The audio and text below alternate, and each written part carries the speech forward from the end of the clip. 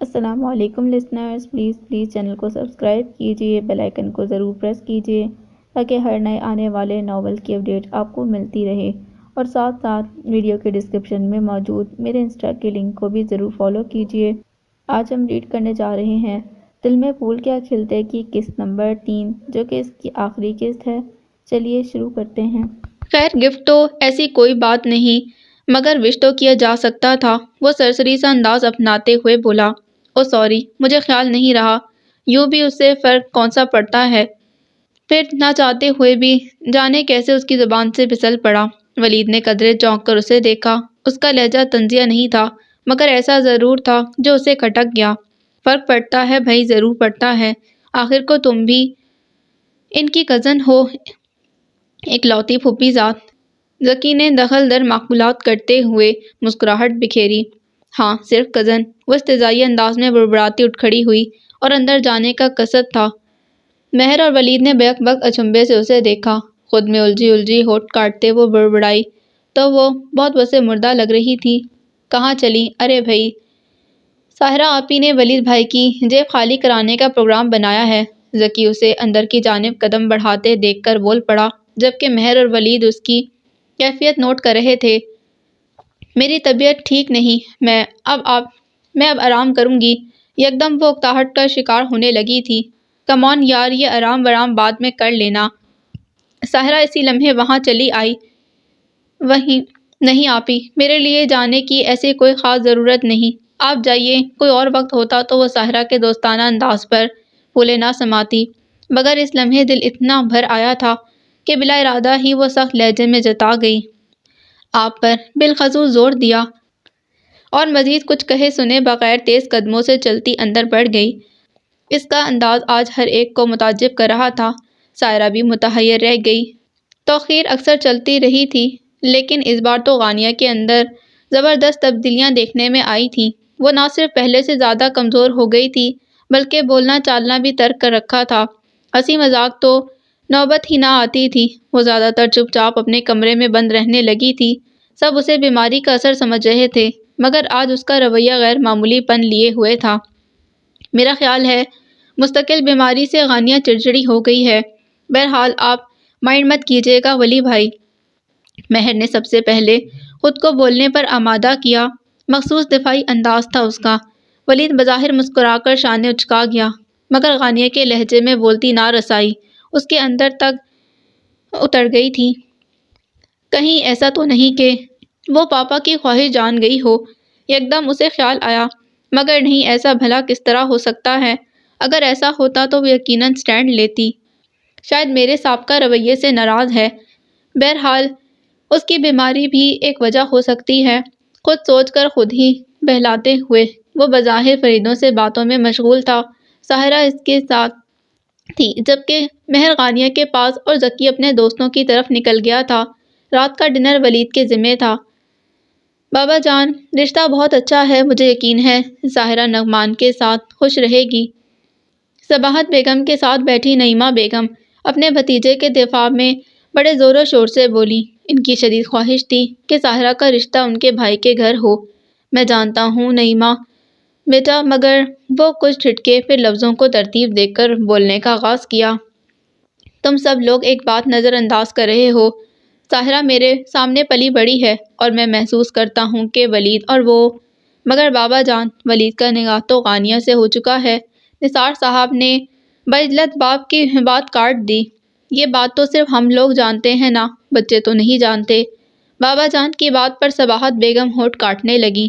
اکلوتی بیٹی کا مستقبل داؤ پر لگ رہا تھا، تو یہ بات اب بتا دیں انہیں۔ بابا جان، ولید اور غانیہ اب عقل اور شعور والے ہیں، انہیں پتہ چل جانا چاہیے کہ ان کی قسمت کا فیصلہ بہت پہلے ہو چکا ہے۔ اس طرح ساحرہ کا مسئلہ خود بخود حل ہو جائے گا۔ نعیمہ بیگم نے سنجیدگی سے کہا۔ نعیمہ ٹھیک کہہ رہی ہیں بابا جان، واقعی اب انہیں اس حقیقت سے لا علم نہیں رکھنا چاہیے، بلکہ یہ سب تو ہمیں بہت پہلے انہیں بتا دینا چاہیے تھا۔ اس وقت جب ان کے ذہن کچی مٹی کی طرح فیصلے کی اس نمی کو جذب کرنے کے لیے زیادہ موزوں تھے۔ نثار صاحب کی بات 100% درست تھی، لیکن اب ولید کا رویہ مجھے الجھا رہا ہے۔ نثار میری کچھ سمجھ میں نہیں آ رہا کہ میں اسے کس طرح بتاؤں کہ غانیہ اس کی منگوہا ہے اور اب اسے رخصت کرنے کا وقت آ گیا ہے۔ بابا جان بری طرح الجھے ہوئے تھے۔ آپ نے پہلے بھی بھائی جان کے دوست شیخ صاحب کے طفیل ان کی ڈائری اس تک پہنچائی تھی نا، اسی طرح اب نکاح نامہ بھی بھجوا دیں، مجھے یقین ہے کہ معاملہ اس طرح نپٹ جائے گا۔ نثار صاحب نے مشورہ دیا۔ وہ سب میں نے اس لیے کیا کہ باپ کی نسبت دھیرے دھیرے اسے اس فیصلے پر راضی کرے گی، مگر اب بھی ایسا لگتا ہے کہ وہ اپنی خواہش سے دستبردار ہونے پر راضی نہیں۔ اس کے رویے سے انہوں نے جو کچھ اخذ کیا وہ کہہ گئے تھے۔ صباحت بیگم بے اختیار آنچل میں چہرہ چھپا کر رو پڑی۔ پلیز صباحت، تم پریشان نہ ہو، سب ٹھیک ہو جائے گا، نثار صاحب نے بہن کے سر پر ہاتھ رکھتے نرمی سے کہا۔ تسلی کے علاوہ وہ کر بھی کیا سکتے تھے؟ کیسے کب سب ٹھیک ہوگا بھائی جان، میں تو انتظار کرتے کرتے تھکنے لگی ہوں۔ وقار بھائی، مرحوم کا فیصلہ کہیں میری جیتی جاگتی بیٹی کا مستقبل برباد نہ کر دے۔ صباحت بیگم آنسوں کے درمیان کہہ رہی تھی۔ بابا جان بیٹی کے دکھ پر آبدیدہ ہو گئے۔ کتنا سمجھایا تھا انہوں نے وقار کو کہ بچپن میں ایسے فیصلے نہ کرو، مگر وہ اپنی صحت اور سعدیہ بیگم کے تیوروں سے سخت خوفزدہ تھے، اپنی اولاد کو حقیقی رشتوں سے دور نہیں رہنے دینا چاہتے تھے۔ اسی لیے ان دنوں جب سعدیہ بیگم نے بچوں کے لیے کیس دائر کیا، انہوں نے بیوہ بہن کی بیٹی سے ولید کا نکاح کر دیا، جس کا خمیازہ انہیں آج بھگتنا پڑ رہا تھا۔ سعدیہ بچے لے کر ملک ہی چھوڑ گئیں اور یوں بابا جان ولید کو اس حقیقت سے باخبر نہ کر سکے، اور جب کئی سال بعد وہ سب واپس آئے تو ساحرہ اور ولید کے دل مل چکے تھے۔ ایک طویل عرصہ صباحت بیگم نے اس دھڑکے میں گزار دیا کہ جانے ولید کا پتہ چلتا بھی ہے کہ نہیں، مگر اب جب کہ وہ مل گیا تھا، اس نئی صورتحال نے انہیں مایوس کرنے میں کوئی کسر نہ چھوڑی تھی۔ ساحرہ گھر کی لڑکی تھی، ایسے میں یہ معاملہ کس طرح سمٹتا، اس کی سوچ اس حد تک پرواز بھی نہیں کر پا رہی تھی۔ اس طرح رونے سے کبھی مسئلے تو حل نہیں ہوں گے نا؟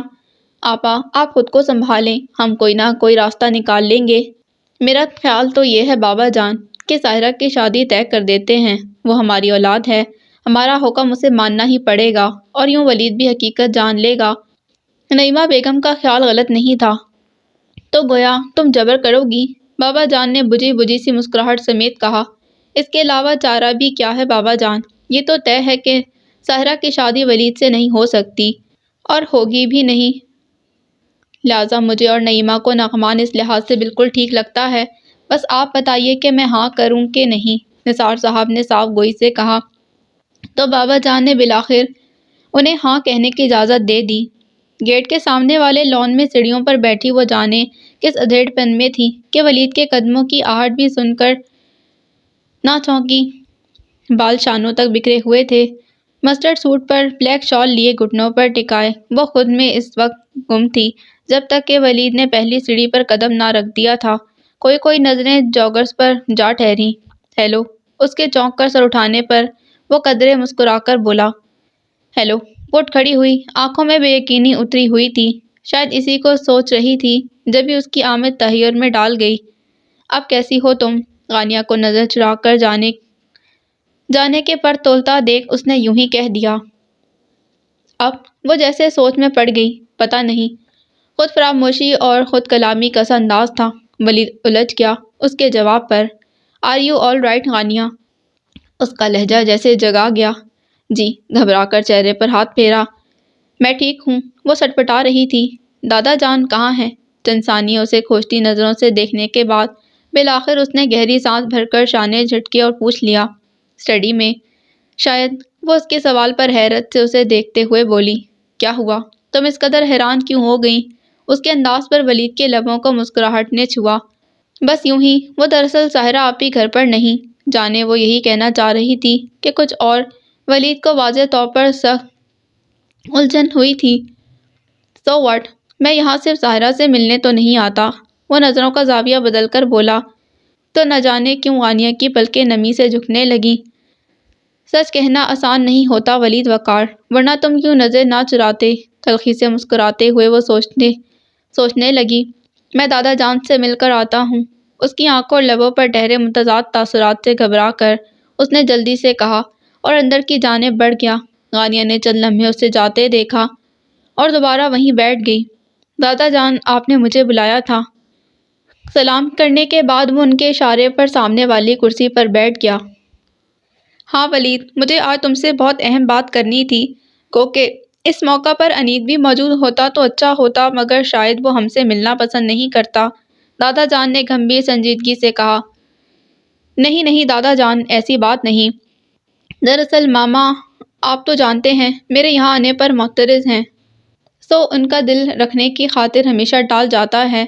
کچھ جھجکتے ہوئے اس نے سر جھکا کر کہا، بہرحال اس فائل میں وقار کے حصے کی جائیداد کے کاغذات موجود ہیں، تم دونوں بھائیوں کی امانت، گو کہ میں جانتا ہوں کہ تمہیں اس کی ضرورت نہیں۔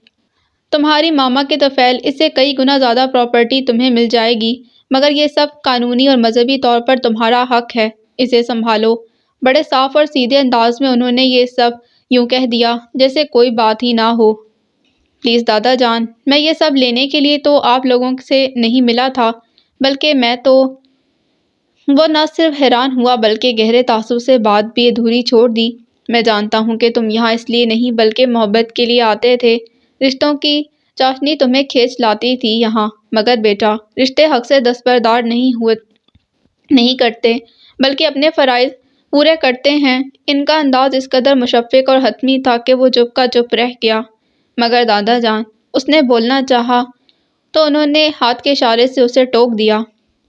اسے گھر جا کر اچھی طرح پڑھ لینا ولید، میں جانتا ہوں کہ بہت سی حقیقتیں تمہیں بے یقینی میں مبتلا کر دیں گی، شاید تم ان سے انحراف کرنے کی کوشش بھی کرو، لیکن کچھ بھی کرنے سے پہلے یاد رکھنا کہ اس فائل کا ایک ایک صفحہ تمہارے باپ نے اپنے ہاتھ سے لگایا تھا۔ آج میں اسے تم کو سونپ رہا ہوں، یہ تمہاری ہی امانت تھی۔ ولید خاموش بیٹھا انہیں سن رہا تھا۔ اسے پڑھ لو گے تو پھر جان جاؤ گے کہ یہاں تمہارا اور کیا کچھ ہے۔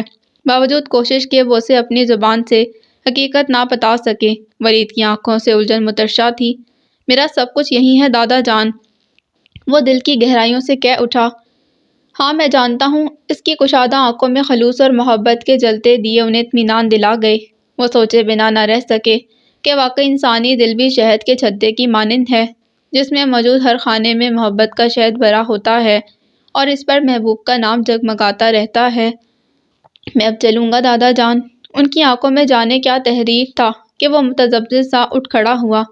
جاؤ، اور جب کسی فیصلے پر پہنچ جاؤ تو میرے پاس ضرور آنا۔ مجھے امید ہے کہ تم اپنے مرحوم باپ کے فیصلوں کو دل سے قبول کرو گے۔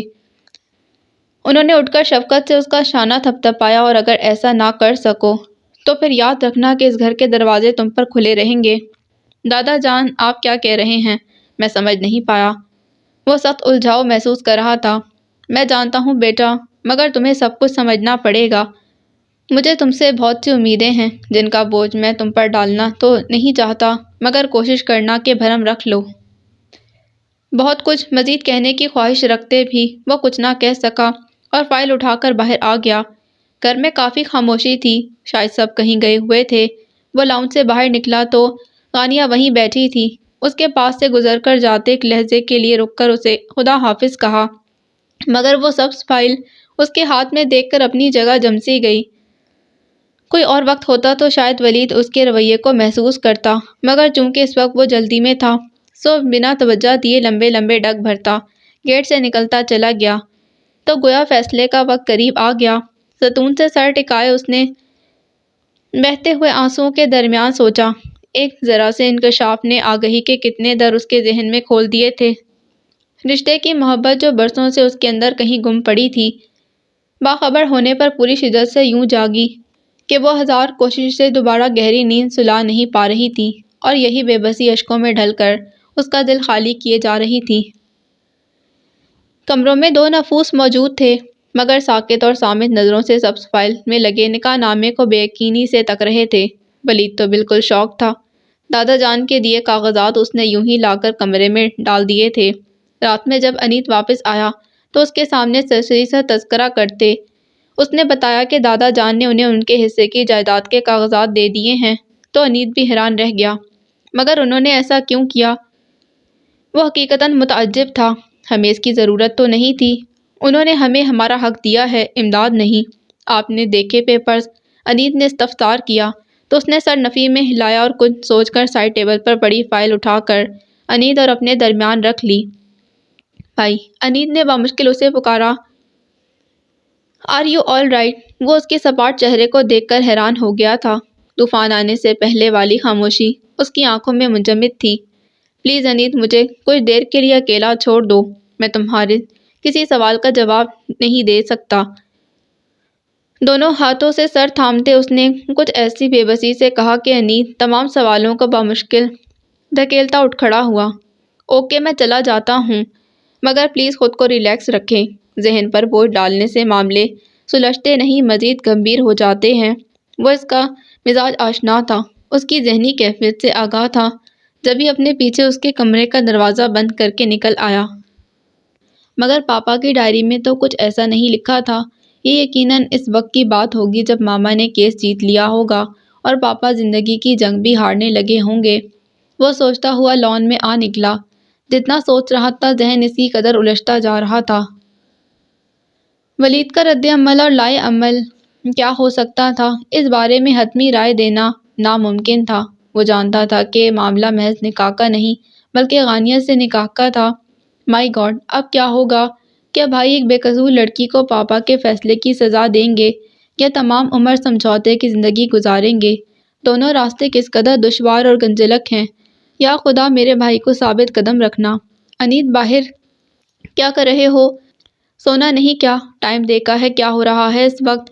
سعدیہ بیگم جانے کب لان کی طرف نکل آئیں، شاید اس کے کمرے سے ہی آ رہی تھیں۔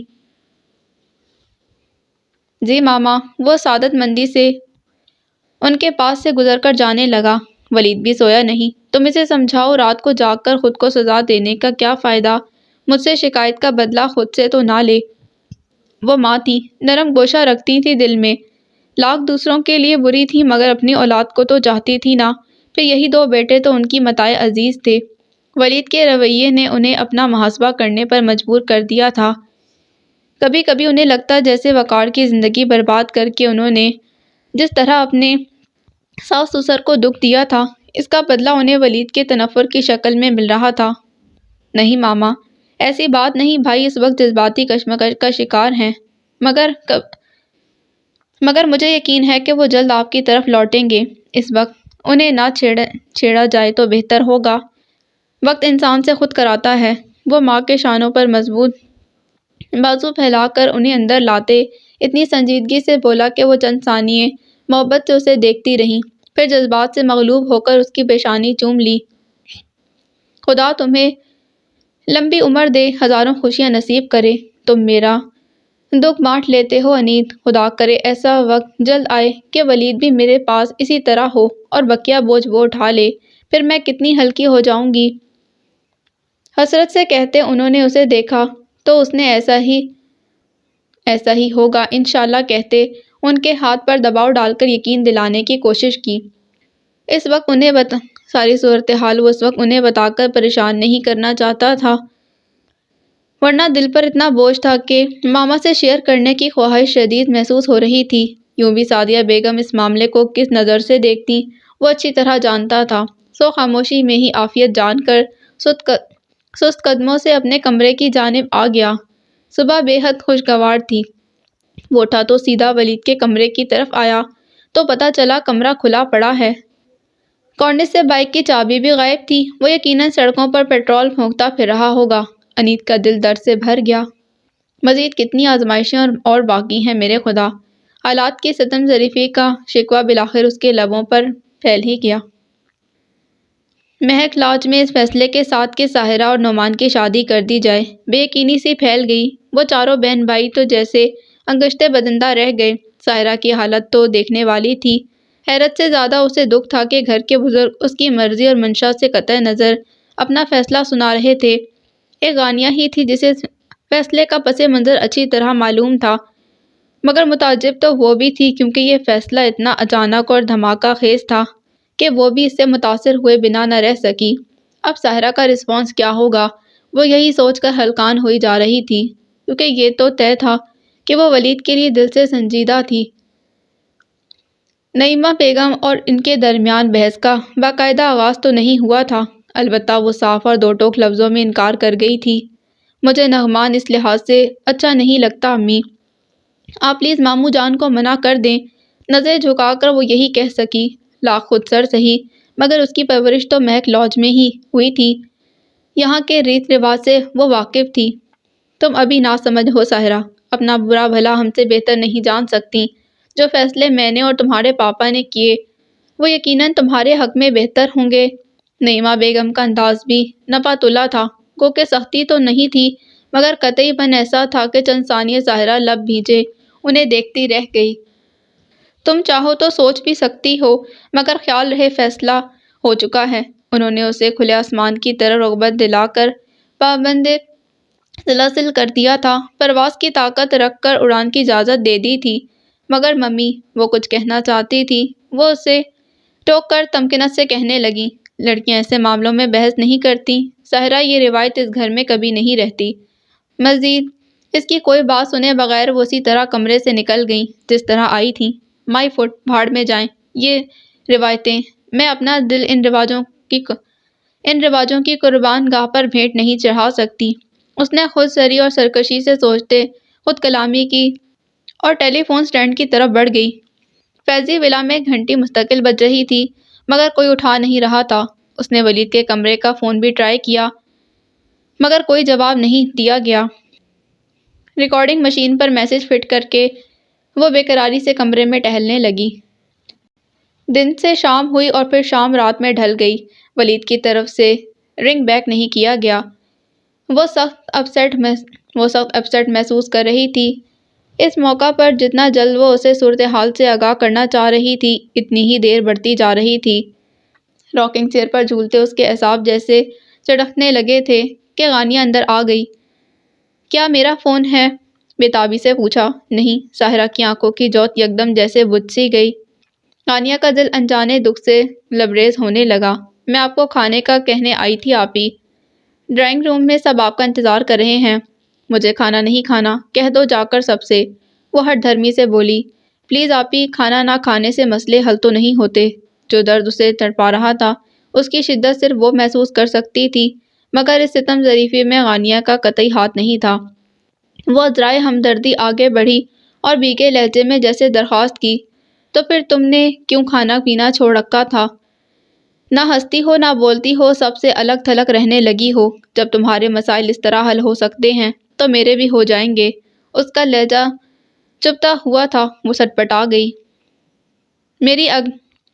میرا کوئی مسئلہ نہیں ہے آپی، بعجلت نظروں کا زاویہ بدل کر اس نے کہا، ساتھ ہی خود پر غصہ بھی آیا کہ وہ کیوں کھلی کتاب کی مانند ہوتی جا رہی ہے۔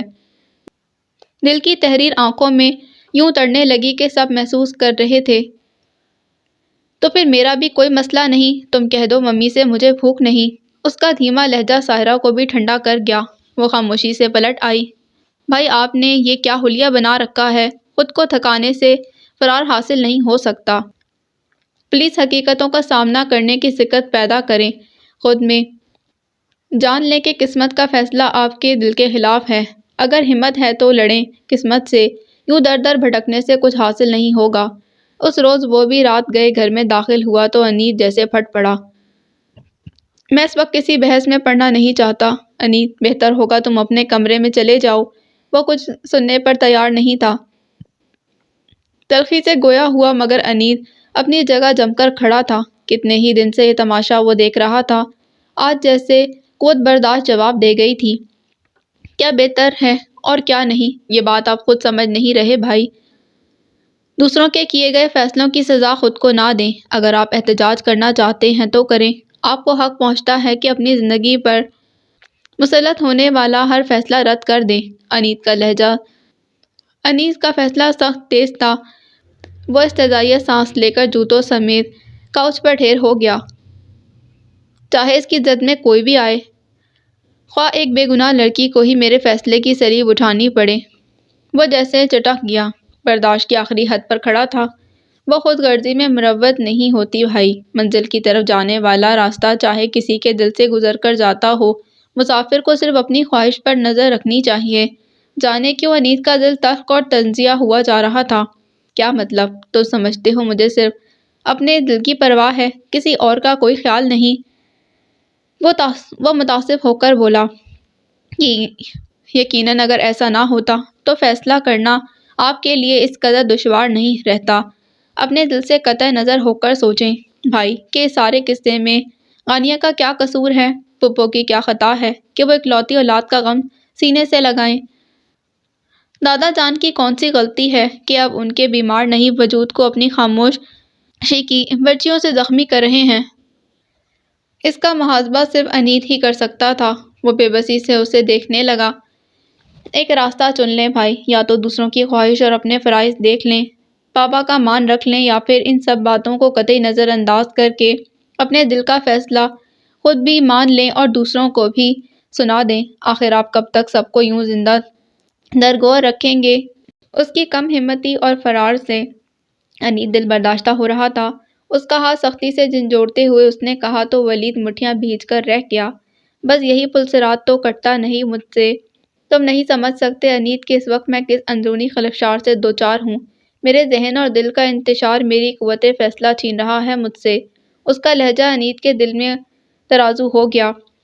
بے چارگی کی جانے کتنی کٹھن منزلوں سے گزر رہا تھا۔ ایک کندھا ملا تو خود ہی ضبط کے بندھن ٹوٹ گئے۔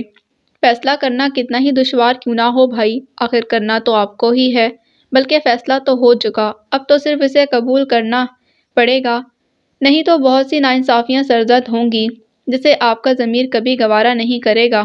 انیت کا لہجہ آج بھی حوصلہ افزا تھا۔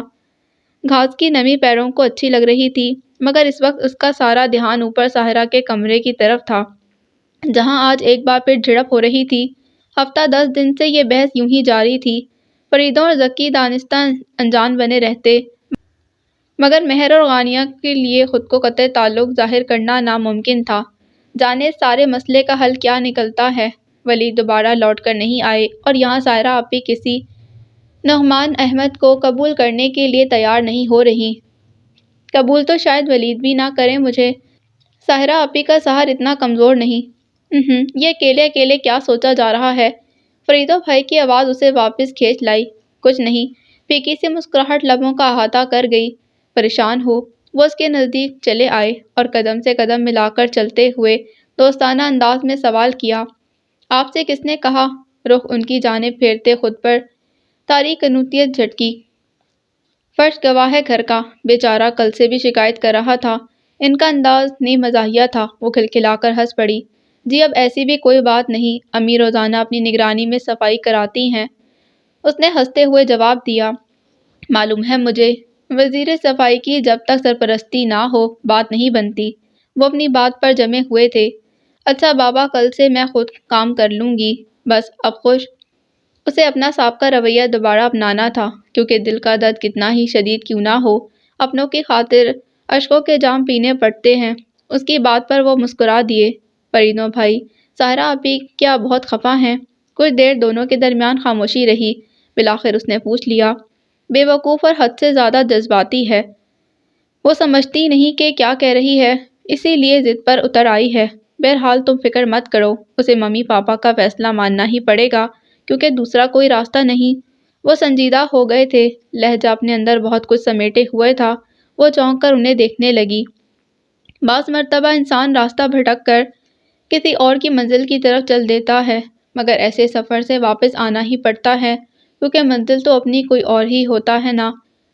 اس کی مستفرانہ آنکھوں میں دیکھتے ہوئے فریدہ نے کچھ ایسے لہجے میں کہا کہ وہ آگہی کی نئی منزل سے گزر گئی، اور اس سے پہلے کہ خود کو کچھ بولنے پر آمادہ کرتی، وہ لمبے لمبے ڈگ بھرے اندر کی طرف بڑھ گئے۔ اوہ نہیں میرے خدا، فریدوں بھائی کو بھی یہ دکھ کیوں دیا تو نے؟ آنسو اس کے اپنے دکھ پر نہیں چھلکے تھے، بلکہ فریدوں کے درد سے ابل پڑے تھے، گویا کہ وہ بھی جان گئے۔ یقیناً نانا جان نے انہیں بتا دیا ہوگا۔ وہ مزید آزردگی میں گھر گئی۔ ساحرہ کا فون اسے گمسم کر گیا۔ اس کا لہجہ کتنا شکست خوردہ تھا۔ ولید کے لیے اپنی پریشانی ہی کم نہیں تھی، اس پر ساحرہ کا انکشاف اسے مزید الجھا گیا۔ فیصلہ کرنا اب ناگزیر ہو گیا تھا۔ وہ سوچنے بیٹھا تو ساری گتھیاں مزید الجھنے لگیں۔ انیت نے اس روز کے بعد اسے سوچنے کے لیے اکیلا چھوڑ دیا تھا۔ نہ کچھ کہتا، نہ مشورہ دیتا، بلکہ خاموش نظروں سے دیکھتا، ادھر ادھر ہو جاتا۔ شاید وہ بھی اس کی بنائی ہوئی انتظار گاہ میں جا بیٹھا تھا۔ بھائی، ساحرہ باجی کا فون ہے آپ کے لیے۔ اس نے 2 دن گزارنے کے باوجود مہک لاڈج سے نہ تو فون کیا اور نہ خود گیا۔ ساحرہ نے تنگ آ کر دوبارہ رنگ کیا تھا۔ کہہ دو میں گھر پر نہیں۔ وہ بالکل لاتعلق نظر آ رہا تھا۔ انیت کچھ کہے بغیر پلٹ گیا۔ فرار بھی کب تک چلے گا؟ ایک نہ ایک دن تو آپ کو سچائی کا سامنا کرنا ہی پڑے گا۔ چند لمحوں بعد وہ اس کے سامنے بیٹھے ہوئے کہہ رہا تھا۔ ساحرہ کے لیے ولید کا رویہ ناقابل فہم تھا۔ کہاں تو وہ اس کے بغیر زندگی سے بیزار نظر آتا تھا اور کہاں یہ حال کہ نعمان احمد کے پروپوزل اور گھر والوں کے اصرار کے باوجود وہ منظر سے غائب تھا۔ دوسری طرف ممی کا اصرار حکم کی شکل اختیار کرتا جا رہا تھا۔ بیک وقت 2 محاذوں پر لڑتے لڑتے وہ تھکنے لگی تھی۔ ساحرہ کے فون برابر آ رہے تھے، سو اسے مہک لاڈج کے راستے پر آنا ہی پڑا۔ خود سے لڑنے کا شاید فائدہ بھی نہیں تھا۔ اس نے بائک روکی تو نظر زینب پر پڑی، جو غانیہ کی نگرانی میں فرش چمکانے کی کوشش میں ہلکان ہوئی جا رہی تھی۔ اس پر سے نظر پھسلتی غانیہ پر آ ٹھہری۔ اسی لمحے اس نے بھی رخ موڑ کر اسے دیکھا۔ بلا ارادہ نظروں کا زاویہ بدل لیا۔ بلیک شلوار سوٹ پر بڑا سا ایش گرے دوپٹہ شانوں پر پھیلائے وہ سر جھکائے کھڑی بے دردی سے لب کاٹ رہی تھی۔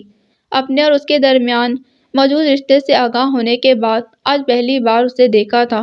نظروں کا زاویہ بدلا تو منظر خود بخود مختلف نظر آنے لگا۔ لمحے بھر کے لیے ساحرہ کا چہرہ غانیہ کے معصومیت بھرے چہرے کے پس منظر میں کہیں ڈوب گیا تھا۔ کیا میں اپنے فیصلے کی سلیم غانیہ کے کندھوں پر رکھ سکوں گا؟ اندرون دل ایک ہی سوال باز گشت بن کر گونجنے لگا۔ نہیں، یہ تو ناانصافی ہے۔ دل کے کسی گوشے سے صدا اٹھی، سلام صاحب جی۔ زینب کی آواز پر وہ حال میں لوٹا۔ وعلیکم السلام۔ گہری سانس بھر کر بائک لاک کی اور اندر چلا آیا۔ اس استثناء میں وہ بھی خود کو سنبھال چکی تھی۔ ولید نے اس کے چہرے پر اتر آنے والے اندیکھے رنگوں سے جان لیا کہ وہ بھی حقیقت سے واقف ہو چکی ہے۔ ایسے ہی رنگ تو اس نے اس روز بھی اس کے چہرے پر دیکھے جب دادا جان نے اسے بلایا تھا۔ وہ اندر آیا تو اسے سلام کرنا ہی پڑا۔ جواباً چند ثانیے دیکھ کر سر کے اشارے سے جواب دیا۔ جیسے کوئی چیز غانیہ کے اندر ٹوٹ گئی۔ اس کے آگے کی جانب بڑھتے قدموں سے نظر الجھی اور ناکام اور ناشاد لوٹ آئی۔ پلیز ممی، میں اپنے مستقبل کا فیصلہ خود کرنا چاہتی ہوں۔ میں جانتی ہوں کہ میں کس کے ساتھ خوش رہ سکوں گی۔ ساحرہ کے کمرے کے باہر اس کے قدم ٹھٹک گئے۔ سیڑھیوں سے اوپر کوریڈور خالی تھا۔ کارپیٹ نے اس کے قدموں کی آہٹ اپنے اندر جذب کر لی۔ جبھی کھڑکی کھلی ہونے کے باوجود اندر موجود نعیمہ بیگم اور ساحرہ اس کی موجودگی سے لا علم ہی رہیں۔ تم نے خوشی کا جو معیار قائم کیا ہے وہ بہت بودا ہے ساحرہ۔ مادی اشیاء ذہن اور دلی سکون کی ضامن نہیں ہوتی۔ بیگم نثار اسے سمجھانے کے لیے نرم لہجہ اختیار کرنے پر مجبور تھیں۔ یہ ہماری ترجیحات پر منحصر ہوتا ہے ممی کہ کون سی چیزیں خوشی دے سکتی ہیں۔ نعمان کے اس 200 گز کے گھر میں گزارا نہیں کر سکتی جہاں اس کے 2 شادی شدہ بھائی پہلے ہی اپنی فیملیز کے ساتھ رہتے ہیں۔ وہ گھر ہے کہ ڈربہ۔ اس پر ممانی بیگم کے نخرے تو کم نہیں ہوتے۔ نعمان ساری زندگی بھی کماتا رہا تو ولید جتنا بڑا گھر کبھی نہیں بنا سکے گا۔ ولید اسٹیبلش ہے۔ گھر، بزنس، گاڑی، لگژریز کیا نہیں ہے اس کے پاس۔ وہی میرے خوابوں کو پورا کرنے پر قدرت رکھتا ہے ممی، سو پلیز آپ مجھے نعمان کے لیے مجبور نہ کریں۔ ساحرہ کا لہجہ اور انداز اس قدر شفاف تھا کہ باہر کھڑے ولید کے دل میں کھڑے محبت کے قلعے کا ایک ایک برج اور ستون پورے قد سے گرا تھا اور ملبے تلے خود اس کے سپنے دب گئے تھے۔ خدا کے لیے ساحرہ چپ ہو جاؤ، سعدیہ کا لہجہ نہ اپناؤ میری بچی۔ اس نے بھی ایک روز اسی طرح سر اٹھا کر مہک لاڈج کے در و دیوار کو اپنا فیصلہ سنایا تھا جس کی پاداش میں آج ہم سب اندیکھی زنجیروں میں جکڑے گئے ہیں۔ بیگم نثار دہل کر بولی۔ آنسوں اور وسوسوں کی آمیزش سے آواز رند گئی۔ یہ زندگی میری ہے ممی، میں اسے اپنی خواہش کے مطابق گزارنے کا حق رکھتی ہوں۔ آخر آپ لوگ کیوں میری خوشی پر معترض ہیں؟ کیا ولید ہمارا کزن نہیں یا وہ اس گھر کا داماد بننے کے لائق نہیں؟ ساحرہ کا سرکش لہجہ ولید اور نعیمہ بیگم کو بیک وقت ساکت کر گیا۔ وہ اس گھر کا داماد ہے ساحرہ۔ جانے کتنی دیر بعد نعیمہ نے ٹھہرے ٹھہرے لہجے میں کہا۔ کیا مطلب ممی؟ وہ بری طرح چونکی تھی۔ تمہیں صرف اس کی مادی حیثیت سے لگاؤ ہے ساحرہ، اس لیے تم اس کی طرف بڑھنا چاہتی ہو، مگر حقیقت تو یہ ہے کہ زندگی کے وہ فیصلے جو پیسے کو اساس بنا کر کیے جائیں کبھی پائیدار نہیں ہوتے۔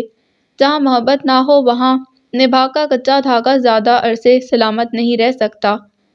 آپ کیا کہنا چاہ رہی ہیں ممی؟ پلیز کھل کر کہیں، وہ انہیں ٹوکتے ہوئے بے صبری اور بے چینی سے کہہ گئی۔ نعیمہ بیگم نے بہت دکھ سے اسے دیکھا۔ ان کے چاروں بچوں میں بالکل الگ سوچ تھی اس کی، اور اس کے باعث آج دل کا درد خرید رہی تھی۔ کیا آپ سمجھتی ہیں کہ میں ولید کے ساتھ گزارا نہیں کر سکوں گی؟ ان کی خاموشی سے یہی بات اخذ کی۔ نہیں، بات یہ نہیں، اگر تم ایسا کرنا چاہو تو بھی یہ ناممکن ہے۔ ولید نے اس کے فکرے پر سر دیوار سے ٹکا دیا جو اسے کھڑا رہنے کے لیے سہارا دے رہی تھی، ورنہ ساحرہ نے تو اسے ایسی پستی میں لا کر پٹخا تھا کہ چور چور وجود کو اٹھانے کی بھی سکت نہیں تھی۔ مگر کیوں؟ ساحرہ کا رواں رواں سوالیہ نشان بنا ہوا تھا۔ اس لیے کہ ولید کا نکاح ہو چکا ہے۔ انہوں نے جیسے دھماکہ کیا۔ واٹ ربش! وہ یکدم بفر گئی۔ یہ فضول بات آپ سے کس نے کہی؟ کون ہے اس کی بیوی؟ کس سے کیا ہے اس نے نکاح؟ بے یقینی اور شکست کے احساس نے اسے گویا توڑ کر رکھ دیا تھا۔ غانیہ اعجاز سے۔ اس سے پہلے کہ نعیمہ بیگم کچھ کہتی وہ خود کو بمشکل سمیٹ کر اندر چلا آیا۔ کیا؟ اس کی آواز پر دونوں چونکی۔ ساحرہ تو باقاعدہ شوق تھی۔ تم دھوکے باز، مجھے فریب دیتے رہے اور نکاح غانیہ سے کر لیا۔ جھٹکے سے وہ اس کی طرف جارحانہ انداز میں بڑھی۔ ساحرہ ہوش میں آؤ۔ نعیمہ بیگم اگر اسے نہ روکتی تو شاید وہ اس کا گریبان پکڑ لیتی۔ ولید نے تعصب سے اسے دیکھا۔ آزردگی اور اضملال اس کے چہرے سے متحرشا تھا۔ دھوکہ تو تم نے مجھے دیا ہے ساحرہ۔ اس کی شعلہ بار آنکھوں میں آنکھیں ڈال کر اس نے رنجیدگی سے کہا۔ میں سمجھتا تھا تم میری ذات کو اہمیت دیتی ہو، مگر صد افسوس کہ تمہیں مجھ سے زیادہ میری اس جائیداد سے رغبت تھی جسے میں خود دھتکار چکا ہوں غانیہ کی خاطر۔ شکست خوردہ لہجے کو اس نے تن سے مضبوط کیا۔ تم کبھی بھی سمجھ نہیں سکو گی ساحرہ۔ ولید کے لہجے کی سچائی نے نعیمہ بیگم کو گنگ کر دیا۔ دل کی خواہشوں سے بلند تر کچھ اور بھی ہوتا ہے۔ اپنے جذبات صرف اپنے لیے اہم ہوتے ہیں، مگر دوسروں کی امیدوں کے چراغ روشن کرنا بڑے دل گردے کا کام ہے۔ تو تم نے روشن کر دیے نا یہ چراغ، اب مجھے کیا سناتے ہو؟ وہ زخمی شیرنی کی مانند غرائی۔ محض یہ کہ تم نے صرف ولید وقار کے لیے نعمان احمد کو ٹھکرایا ہوتا تو میں شاید بچپن کے اس نکاح سے نظر چرانے کی کوشش کر ڈالتا۔ مگر جس دولت کی طمع تمہیں ہے، اس نے مجھے پاپا کی خواہش کے آگے سر جھکانے پر راضی کر لیا ہے۔ ساحرہ میں تمہارا شکر گزار ہوں کہ تم نے میرے لیے فیصلہ آسان کر دیا۔ اپنے ٹوٹے بکھرے لہجے پر قابو پاتے اس نے بمشکل کہا اور مضبوط قدموں سے باہر نکل گیا۔ ممی، ولید یہ کیا کہہ گیا ہے؟ کیا غانیہ اور اس کا بچپن میں ہی نکاح؟ کیسے؟ یہ بے درد لمحے چپکی بکل مارے گزر گئے جب ساحرہ نے ادھورا فکرہ چھوڑ کر ماں کی طرف حیرت سے دیکھا۔ ہر کام کا وقت مقرر ہے ساحرہ، یہ سب شاید اسی طرح ہونا تھا۔ نعیمہ بیگم تھکے تھکے قدموں سے چلتی کمرہ چھوڑ گئیں اور اندر بگولوں کی مانند چکراتے ولید کے فکرے اسے اپنا محاسبہ کرنے پر مجبور کر گئے۔ وہ نیچے آیا تو لاؤنج سے ذکی وغیرہ کے ہنسنے بولنے کی آوازیں آ رہی تھیں، مگر اس میں کسی کا سامنا کرنے کی ہمت نہیں تھی۔ سونانا کے کمرے کے دائیں طرف بنے برآمدے سے نکل کر گیٹ کی طرف جانا چاہا کہ پچھلے لان کی طرف سے ستون سے ٹیک لگائے غانیہ کو دیکھ کر وہ ٹھٹک گیا۔ بند آنکھوں سے آنسو جاری تھے۔ یکدم ڈھیر ساری پشیمانی نے اسے گھیر لیا۔ قدم خود بخود اس طرف بڑھتے چلے گئے۔ آج قرض کی پہلی قسط تو چکانی تھی۔ ولید آپ! رخساروں پر ولید کی انگلیوں کا لمس محسوس کر کے اس نے چونک کر آنکھیں کھول دیں۔ سارے آنسو اس کی پوروں پر منتقل ہو چکے تھے۔ وہ بلا ارادہ اسے دیکھے گئی۔ آج غانیہ کا طرز تخاطب اتنا انوکھا اور اچھوتا لگا کہ ایک بے اختیار سی مسکراہٹ اس کے لبوں کو چھو گئی۔ جانے اس کی آنکھوں میں کیا تھا کہ وہ نظریں جھکا گئی۔ یہ آنسو میری وجہ سے تمہاری آنکھوں میں آئے ہیں نا، سو انہیں خشک کرنے کا فرض بھی میرا بنتا ہے، بہت سنجیدگی سے اس نے کہا۔ غانیہ نے دیکھا اس کے چہرے پر جذبوں کی سترنگ دھنک نہیں اتری تھی، مگر تنفر کی جگہ اپنائیت بڑی شان سے براجمان ہو چکی تھی۔ ولید لب دھیرے سے واہ ہوئے۔ ہاں غانیہ، میری منزل تو تم ہی تھیں۔ سارے راستے تمہاری طرف ہی تو جاتے تھے، مگر میں نادان تھا، کہیں اور بھٹکتا پھر رہا تھا، مگر اب لوٹ آیا ہوں۔ کہو شام کا بھولا قبول ہے تمہیں؟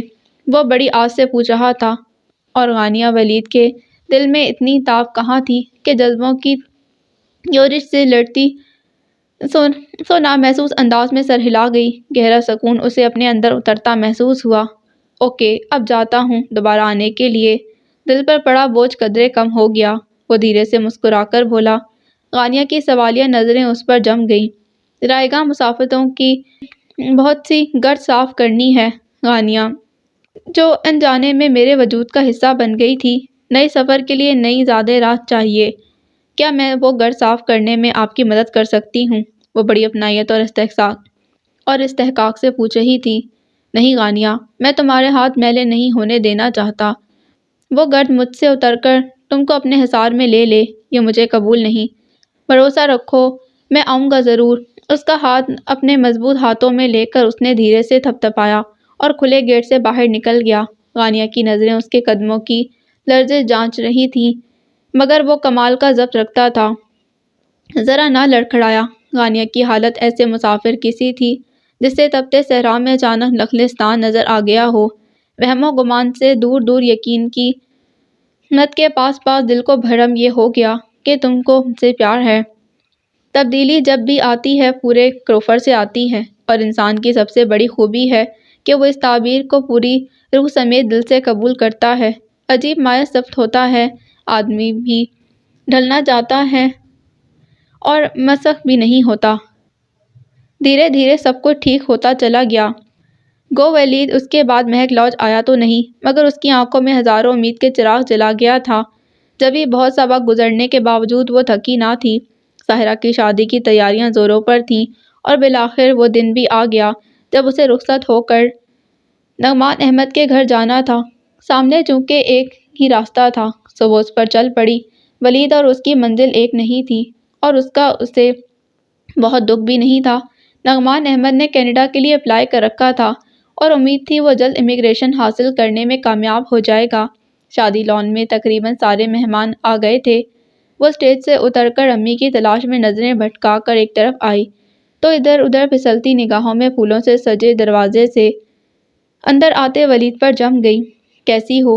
وہ اس کے پاس چلا آیا، تب بھی بے یقینی سوا تھی۔ کہتی کیا؟ محض سر ہلا دیا۔ یقین کر لیں بھابھی، یہ بذات خود تشریف لائے ہیں۔ انیت کی شوخی پر وہ بوکھلا گئی۔ پہچاننے کی کوشش میں ناکام ہوتے سوالیہ نظریں ولید کی طرف مرکوز تھیں۔ یہ تمہارا دیور یعنی میرا بھائی انیت وقار ہے، اور انیت یہ تمہاری بھابھی یعنی آپ کی شریک حیات غانیہ ولید۔ اس کا فکرہ انیت نے پورا کیا۔ دونوں بھائیوں کا انداز اس قدر بے ساختہ اور تعارف اتنا حسین تھا، وہ بے طرح شرما گئی۔ بھائی، آپ کو واقعی پاپا کی چوائس کی داد دینی چاہیے۔ یقین کیجیے، میری رائے تو بھابھی کے بارے میں 100% مثبت ہے۔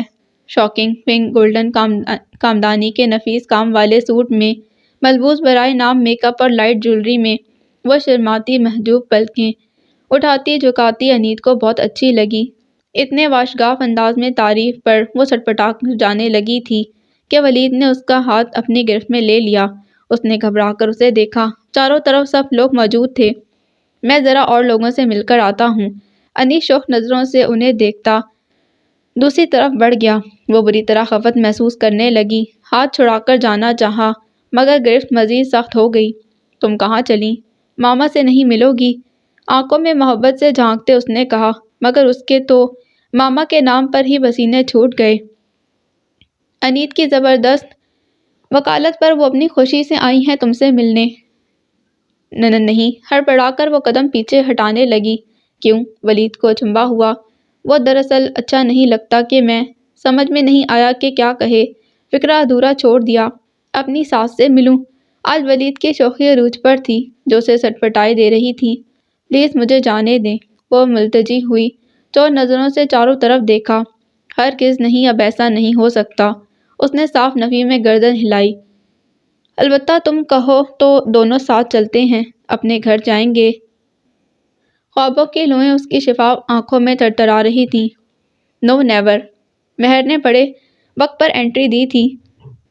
فاؤل کرنے کی اجازت ہرگز نہیں ہے ولی بھائی۔ وہ دونوں ہی سرپٹا گئے۔ بارات اور بھاری نیک کا پورا انتظام کریں، تب اپنی امانت ملے گی آپ کو۔ نفاست سے سجی سوری سحر آج بہت اچھی لگ رہی تھی۔ محبت سے غانیہ کے گرد بازو حمائل کرتے ہوئے ولید سے کہا، رہنے دو مہر، دیکھو تو کس قدر بےتاب ہو رہے ہیں، تھوڑی نرمی کرو۔ ذکی اور انیت بھی وہیں چلے آئے تھے، سو ذکی کا چپ رہنا محال تھا۔ غانیہ تو نظریں ہی نہیں اٹھا پا رہی تھی۔ ہتھیلیوں میں نمی اتر آئی۔ ہرگز نہیں، میری اتنی پیاری دوست اور ساتھی چھین رہے ہیں، اور رعایت بالکل نہیں چلے گی۔ مہر کا ٹھوس انداز تھا۔ تو کیا کریں، تمہیں بھی ساتھ نہ لے جائیں؟ ولید نے ذومعنی لہجے میں کہا۔ مہر انیت کی گہری نظریں محسوس کر کے چپ سی ہو گئی۔ چہرے پر سرخی جھلکی تو ولید، غانیہ اور ذکی کا قہقہ ان دونوں کی جیپی مسکراہٹ میں شامل ہو گیا، اور ذرا فاصلے پر کھڑے نانا جان اور سباہت بیگم نے مطمئن نظروں سے ان سب کو دیکھا جو زندگی کی نئی جہتیں قبول کر کے بڑے مسرور نظر آ رہے تھے۔ The end. So this was the end of دل میں پھول کیا کھلتے۔